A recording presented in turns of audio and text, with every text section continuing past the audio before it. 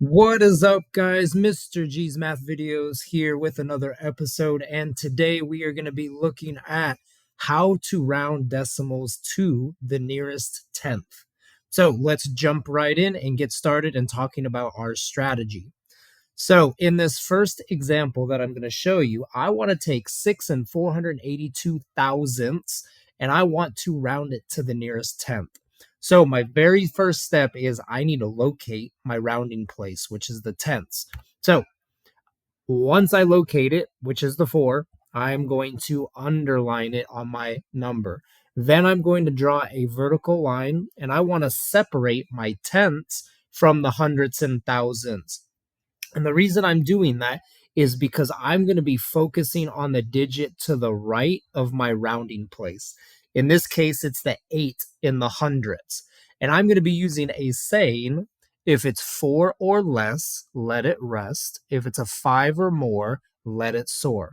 And what that means is that 4, if I look to the place to the right of it and it's a 4 or less, that 4 is going to stay the same and it is not going to change. However, if that hundredths place is a 5 or more, then I'm going to let my 4 soar and it's going to turn to a 5. Okay, so we have to ask ourselves, what is that 8 telling us to do? Is it 4 or less, or is it 5 or more? Well, that 8 is going to be 5 or more. So our 4 in the tens place is going to soar, meaning it's going to turn into a 5. It's going to increase by 1. So when we write our number, our answer, we are going to write 6.5 or 6 and 5 tenths. Everything else behind that vertical line that we drew becomes a 0. Okay. All right, let's take a look at one more problem together. So in this next one, again, I'm rounding to the nearest tenth. So I have 2 and 739 thousandths. Very first thing is find my tenths place and underline it. It's going to be the 7 right there. Then I'm going to be drawing my vertical line to separate it, and I'm going to be focusing on the hundredths place digit. And I need to ask myself, is that number 4 or less or 5 or more? Well, a 3 is 4 or less. So my 7 is going to rest, meaning that 7 is not going to change. It's going to stay the same. So when I write my answer, 2 and 739 thousandths is going to round to 2 and 7 tenths. Remember that 7 is going to rest.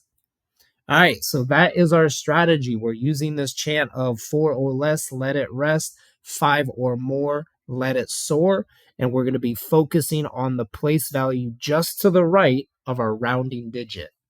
Let's see if you can try a few on your own using this strategy. So there's 3 problems I want you to do. You're going to be pausing the video and working it on your paper, and then we'll unpause it, and then I'll go over those answers with you, and we'll see how you did. So our first one is 2 and 146 thousandths, 15 and 72 thousandths, 4 and 972 thousandths. And again, we want to round them to the nearest tenths place. Okay, go ahead and pause the video and see if you can do it on your own. All right, so now you're unpaused. Let's go ahead and check our work. So in the first one, we're doing the nearest tenth. So I want to underline the 1, draw my line, and I'm going to be focusing on that 4. Does that 4 tell my 1 to rest, or does it tell it to soar? Well, it's 4 or less, so we're going to let it rest, meaning this 1 right here is going to stay a 1, and our answer is 2 and 1 tenth. Number 2, we have a 0 in the tenths place. We're going to draw our line. We're going to focus on that 7. What does that 7 tell us to do? Well, 7 is 5 or more. We're going to let it soar. That 0 is going to go up, and it's going to change to a 1. So when we rewrite our number, it's going to be 15 and 1 tenth. All right, and then the final one, The 9 is in the tens place. There's our vertical line. We're going to be focusing on the 7. Well, the 7 is 5 or more, so it's going to tell that 9 you're going to soar, and it's going to become a 10. Now, here's where you have to be careful. That 9 is turning into a 10, so we are actually going to have to change the digit to the left, that 5. We're going to be making that, or I'm sorry, that 4, we're going to be making that a 5. So our answer actually ends up being 5 and 0 tenths. Okay, how'd you guys do on that one?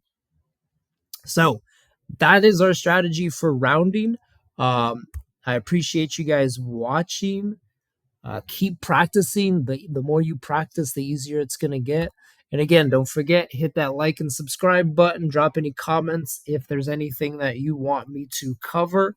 And I appreciate you guys watching this video. All right, man rays. Until next time, keep on mathin'.